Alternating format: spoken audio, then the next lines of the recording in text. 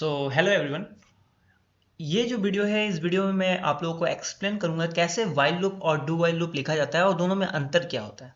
तो बड़ा interesting video है, इसको आप लोग देखिएगा और जो कोड है उसको भी आपको समझ में आ जाएगा कि कैसे लिखा जाता है।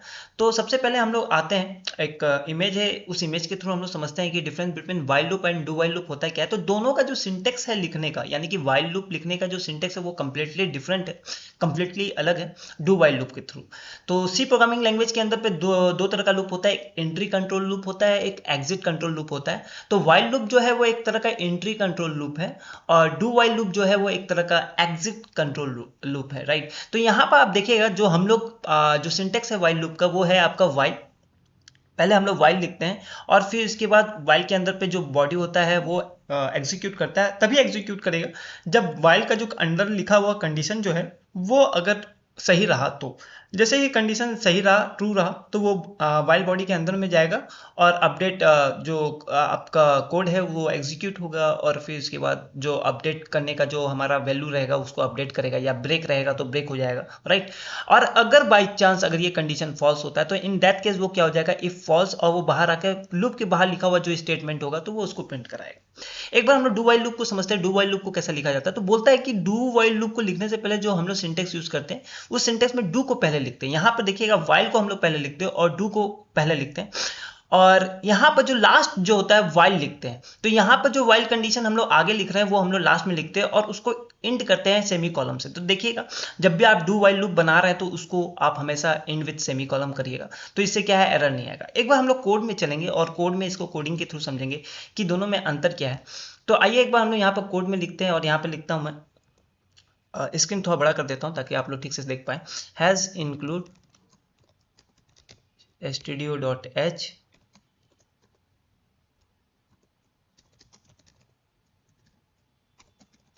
राइट। तो ये मैंने आप लोगों का लिखा है। अब मैं बोल रहा हूँ मुझे एक वेरिएबल बनाता हूँ, मैं एक वेरिएबल बनाता हूँ इंट नम इक्वल टू 1। मैंने एक वेरिएबल बनाया, उस वेरिएबल का वैल्यू मैंने डिफाइन कर दिया है यहाँ पर 1। अब नेक्स्ट मैं क्या करता हूँ, वाइल लूप बनाता हूँ। तो वाइल में मैं यहाँ लिख देता हूँ एक फॉल्स कंडीशन लिखता हूँ, और फॉल्स कंडीशन ये है नम नॉट इक्वल टू 1। तो ये हो गया हमारा फॉल्स कंडीशन हो गया। तो इस केस में क्या होगा, इस केस में जो है अगर आप देखेंगे तो नम का वैल्यू क्या है, 1 है, तो ये जो कंडीशन है फॉल्स हो गया। यानी कि यहाँ पर अगर मैं ये लिखूँ प्रिंट एफ लिखूँ, प्रिंट एफ, और ये मैसेज लिखूँ the value of num is not matching matching with 1, तो मैंने एक स्टेटमेंट लिख दिया। वैसे भी ये बॉडी का लूप की बॉडी का पार्ट नहीं करेगा, ब्रेक लगा देता हूँ यहाँ पे एक, और इसको मैं यहाँ पे एक बैक स्लैश दे देता हूँ, राइट। और यहाँ पर क्या करता हूँ, नीचे में मैं प्रिंट एफ दे देता हूँ।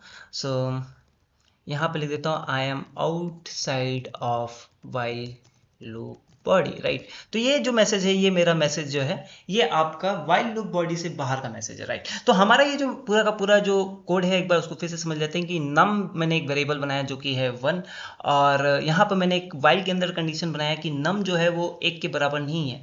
अगर वो 1 के बराबर रहेगा तो वो क्या है कि ये अंदर लिखा हुआ जो मैसेज है वो उसको प्रिंट कराएगा, नहीं तो वो उसको प्रिंट नहीं कराएगा, नम नॉट इक्वल टू 1, राइट। तो अगर मैं इसको सेव करता हूँ और सेव करके अगर मैं इसको एग्जीक्यूट करता हूँ तो आप देखिएगा, so what output I am getting, let see it. मैं क्या आउटपुट मुझे मिला, ओके फाइन। सो एक बार मैं इसको सेव फिर से करता हूँ और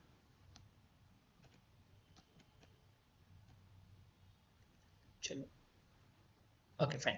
अब देखिए यहाँ पर क्या लिख रहा है, यहाँ पे लिखा हुआ है आउटपुट जो है मेरा, आई am outside of while loop body. Definitely क्योंकि हमारा जो नम है वो क्या है, 1 है, और जो कंडीशन हमने लगाया है वो नम नॉट इक्वल टू 1 है, ठीक है ना। तो इससे इस वजह से क्या है कि हमारा जो लूप के अंदर लिखा हुआ बॉडी जो है वो प्रिंट नहीं हुआ, और केवल मेरा क्या प्रिंट हुआ, जो लास्ट का जो लिखा हुआ था वो चीज़ प्रिंट हुआ। लेकिन डू वाइल लूप में ये केस जो है वो डिफरेंट होता है। डू वाइल लूप क्या बोलता है कि पहले जो लिखा हुआ जो बॉडी होता है वो उसको प्रिंट कराएगा।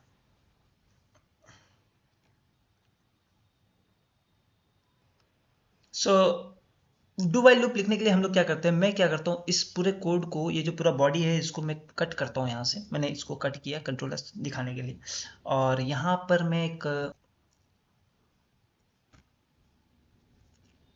फाइन, तो ये कोड जो है मेरा ऑलरेडी यहाँ पे लिखा हुआ है तो इसकी कोई ज़रूरत नहीं मुझे। फाइन, तो ये हो गया हमारा डू वाइल लूप, और यहाँ से इसको मैं हटा देता हूँ एक बार, सही है। और ये हो गया हमारा वाइल, राइट।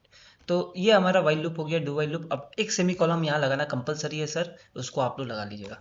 अच्छा, यहाँ पर देखिए ये जो हमने डू वाइल लूप बनाया है, तो इसमें हमारा क्या है, कंडीशन जो है वही सेम रखा हूँ मैं। वाइल नम जो है वो नॉट इक्वल टू 1 रहेगा। तो वाइल के केस में हमने देखा था कि हमारा जो लूप का जो बॉडी है, लूप का जो लिखा हुआ चीज़ है वो प्रिंट नहीं हुआ था, केवल और केवल मेरा जो बाहर में लिखा हुआ था वही प्रिंट हुआ, जैसे आई am outside of while loop body. और यही मेरा प्रिंट हुआ था। लेकिन इस केस में क्या है, अगर हम लोग इसको रन कराते हैं सेव करके, तो देखिएगा क्या इसका आउटपुट आता है, रन कोड। एंड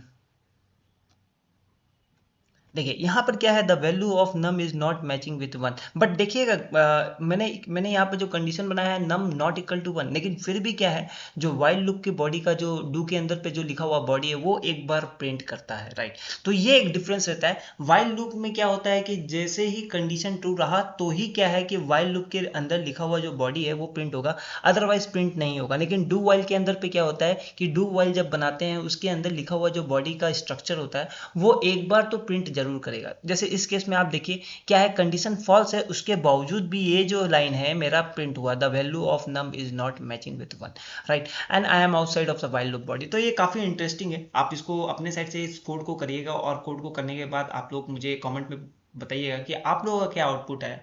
और